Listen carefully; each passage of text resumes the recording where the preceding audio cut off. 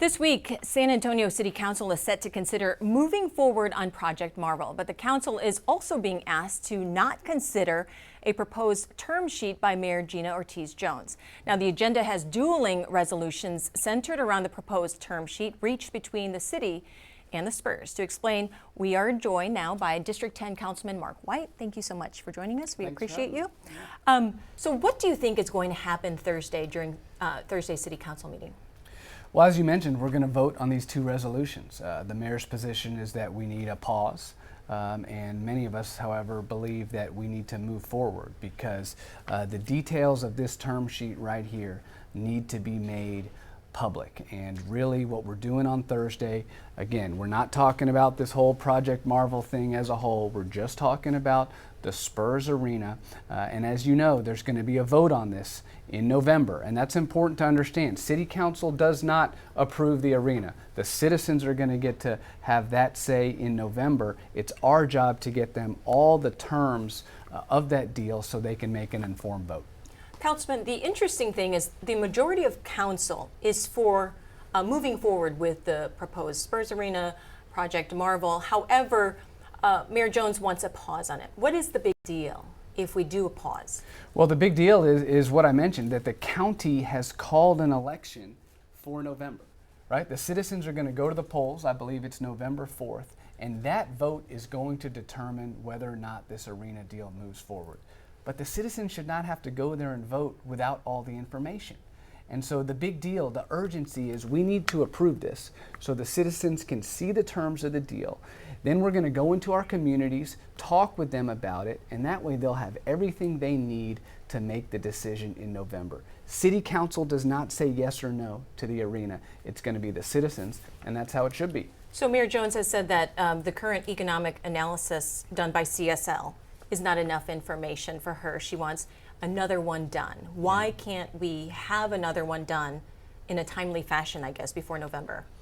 It can't happen that quickly. I mean, first of all, these are reports that cost between $250,000 and $500,000. They take months to complete if they're done properly. And so there's no way to do another one between now and the vote in November.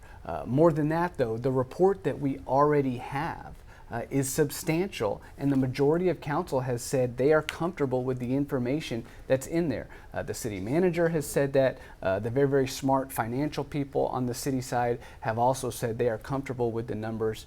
The economic impact to the city has been well documented, and if this stadium were to move downtown. And so again, we've seen it, we've reviewed it, it's been made public, and so I'm not sure why the mayor is insisting on getting another report. But don't you think she does have some valid concerns? Maybe the city cannot sustain the Frostbank Center and a new Spurs Arena. Maybe she feels the city's people do not have the median income to sustain a new arena. Yeah, I'm very happy that the mayor wants to take a deep dive into this, and you know she's talked a lot about transparency on the campaign trail as well, and she is clearly doing what she thinks I think is best for the city. But you know, this project, the negotiations, the research, it's all taken place over the past year and a half.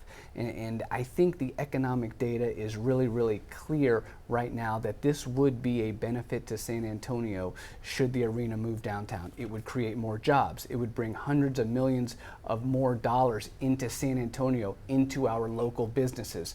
Those businesses could then use that money to pay their employees more, to hire more folks. So the economic impact would be significant. Additionally, the Spurs are being a very, very good partner here, as we knew that they would, right? They're an integral part of the San Antonio community, not just from an economic impact side, but also what they do for the citizens, the charitable work, etc. And speaking of that, I should mention, they have now committed in here to a $75 million community benefits agreement, right? Which are dollars that they're going to put into the community on top of how much they're investing in the actual arena. Real quickly, I've got 30 seconds. Real quickly, so this is going to be on the November ballot. If it doesn't pass, then what? You know, if it doesn't pass, I don't think the arena is going to move forward. It's And do you think the Spurs will leave? Well, I think that there's a chance. Right now, they haven't made any threats or anything like that, but their arena is 20 plus years old. It's no longer a state-of-the-art NBA facility.